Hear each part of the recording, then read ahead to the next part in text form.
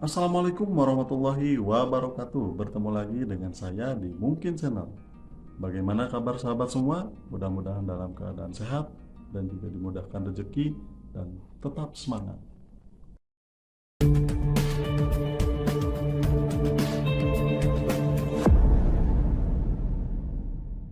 Kali ini saya akan membahas tentang faktor-faktor pembentukan integrasi nasional. Apa saja yang menjadi faktor-faktor pembentukan integrasi nasional? Mari kita akan bahas di video kali ini. Yang pertama, faktor pembentukan integritas nasional. Yang pertama, faktor pembentukan integrasi nasional ini yaitu adanya rasa senasib dan seperjuangan yang diakibatkan oleh faktor sejarah. Rasa senasib ini akan menjadi salah satu penunjang terbentuknya integrasi nasional. Yang kedua, adanya ideologi nasional yang tercermin dalam simbol negara, yaitu Garuda Pancasila dan semboyan Bhinneka Tunggal Ika. Ini juga akan menjadi salah satu faktor pembentuk integrasi nasional. 3.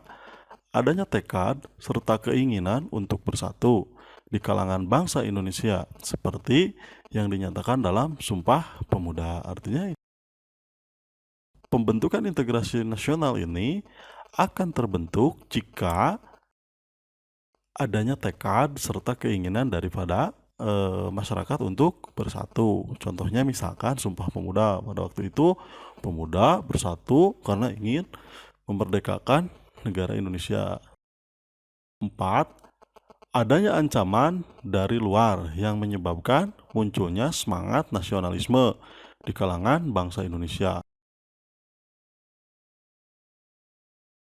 Ini juga mungkin kita sering rasakan atau sering kita lihat ketika misalkan ada lagu nasional kita ataupun batas wilayah kita yang dicaplok oleh negara tetangga atau negara lain, sehingga kita semua merasakan rasa nasionalisme karena ketidakpuasan atau karena ketidaknyamanan negara kita semua diambil misalkan daerahnya ataupun lagu nasionalnya itu dibajak atau misalkan dicaplok. Penggunaan bahasa Indonesia. Seperti yang dibahas di video sebelumnya, bahwa bahasa Indonesia itu merupakan bahasa persatuan. Sehingga bahasa Indonesia ini menjadi salah satu faktor pembentuk integrasi nasional. 6. Adanya semangat persatuan dan kesatuan dalam bangsa, bahasa, dan tanah air Indonesia. Ini salah satu dari isi Sumpah Pemuda ya, bahwa di sini adanya semangat persatuan dan kesatuan. 7. Adanya kepribadian dan pandangan hidup kebangsaan yang sama, yaitu Pancasila. Intinya bahwa kalau masyarakat Indonesia atau warga negara Indonesia seluruhnya sudah berkepribadian dan pandangan hidupnya hidup kebangsaannya sama, yaitu Pancasila, tidak akan ada yang namanya konflik-konflik yang terjadi, sehingga faktor pembentukan integrasi atau penyatuan itu, persatuan dan kesatuan itu akan tercapai. 8. Adanya jiwa dan semangat gotong royong, solidaritas, dan toleransi keagamaan yang kuat. Maksudnya, kalau jiwa dan semangat gotong royong masih ada, solidaritas masih tinggi, dan toleransi keagamaan masih ada, maka integrasi nasional akan terbentuk. Karena kalau gotong royong sudah tidak ada, solidaritas sudah kendor, toleransi keagamaan atau toleransi antar agama sudah tidak menunjukkan keharmonisan, maka bangsa Indonesia tidak akan mencapai yang namanya integrasi nasional. 9. Adanya rasa senasib, sepenanggungan akibat penderitaan penjajahan.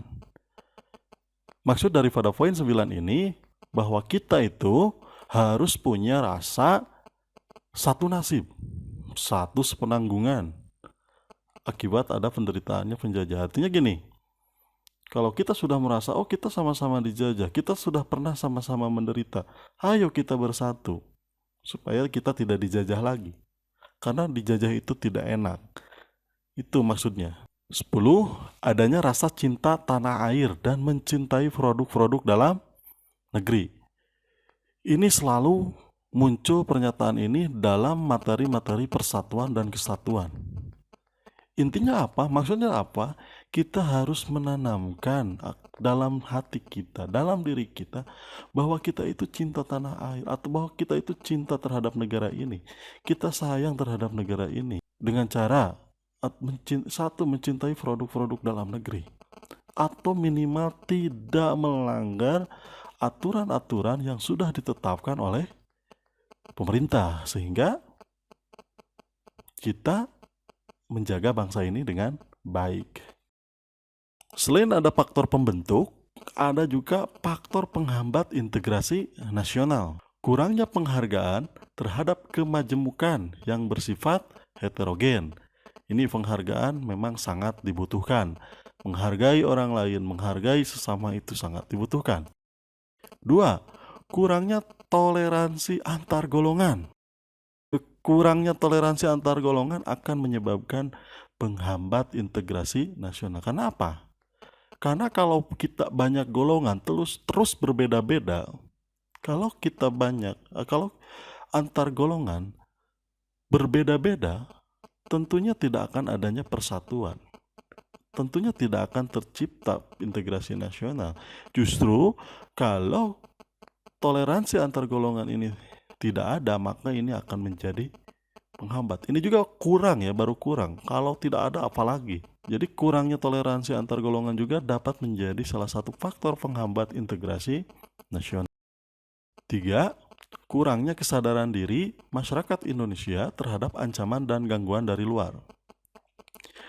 Maksud dari ini bahwa masyarakat Indonesia masih banyak atau yang kurang menyadari bahwa kita itu banyak ancaman, khususnya di sini dibahas dari luar, dari dalam juga ada ya. Artinya kalau kita menyadari kalau kita tetap seperti ini, kita lama-lama akan terancam juga ya dari gangguan ya dari luar. Kalau misalkan kita tidak menyadari, kemungkinan kita akan dijajah lagi. Itu maksudnya. Jadi yang ketiga itu kurangnya kesadaran diri masyarakat Indonesia terhadap ancaman dan gangguan dari luar. Maka dari itu kita harus menyadari bahwa kita harus selalu waspada karena gangguan ataupun ancaman dari luar akan selalu ada. 4. Adanya ketidakpuasan terhadap ketimpangan dan ketidakmerataan hasil-hasil pembangunan. Ini juga akan menjadi faktor penghambat integrasi nasional. Artinya di sini pemerintah harus menstabilkan dalam konteks pembangunan di setiap wilayah provinsi, kabupaten ataupun kota, sehingga pembangunan di nasional ini, di Indonesia ini akan merata, sehingga terciptalah integrasi nasional. Kalau memang belum merata atau banyaknya ketimpangan ataupun ketidakmerataan, maka ini akan menjadi salah satu penghambat integrasi nasional.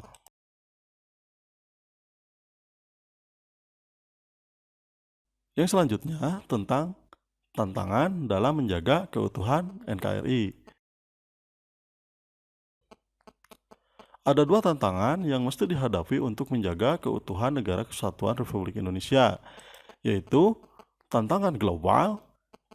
Tantangan global yaitu tantangan yang datang dari dinamika perpolitikan internasional seperti kebijakan PBB. Terkadang kebijakan PBB ini menjadi salah satu tantangan secara global. Kita harus dua, tantangan internal. Tantangan internal itu tantangan yang datang dari dalam negeri seperti aksi separatisme. Maksud dari tantangan internal itu yaitu tantangan yang muncul dari negara kita sendiri, bukan dari luar, bukan kebijakan luar ataupun dari luar negeri, tapi ini adalah dari negara kita sendiri, misalkan aksi-aksi separatisme. Terima kasih telah menonton. Jangan lupa setelah menonton like, komen, dan juga jangan lupa Subscribe ya, dan nyalakan loncengnya.